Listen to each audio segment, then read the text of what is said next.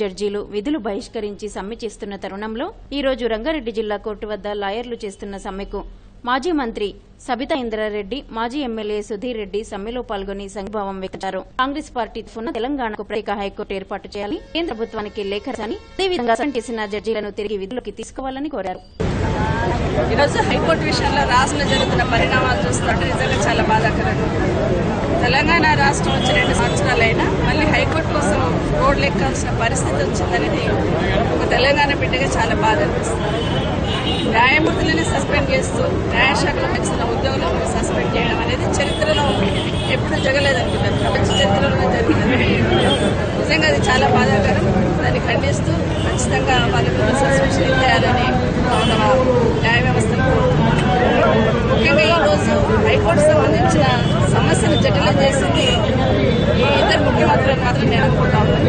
ఎందుకంటే బాధ్యతగా వాళ్ళు తీసుకొని చేయాల్సిన బాధ్యతను విస్మరించారు కాబట్టి ఈరోజు న్యాయ వ్యవస్థకు సంబంధించిన ఉద్యోగులను న్యాయమూర్తులను రోడ్డు ఎక్కాల్సిన పరిస్థితి వచ్చింది. ఇప్పటికైనా తెలంగాణ రాష్ట్ర ముఖ్యమంత్రి గారు చొరవ తీసుకుని ఖచ్చితంగా ఈ హైకోర్టును ఇమ్మీడియట్ గా విభజించేటట్టు చొరవ తీసుకోవాలని ఈ రాష్ట్ర ముఖ్యమంత్రి గారిని కోరుతాను. ఎందుకంటే 60 సంవత్సరాల తెలంగాణను సాధించుకున్నారు. రాష్ట్ర ముఖ్యమంత్రి గారు ప్రశ్నలు చెప్తే 2 ఎంపీలు ఉంటేనే తెలంగాణ సాధించిన మీరు 10 మంది ఎంపీలు మీకు ఉన్నారు.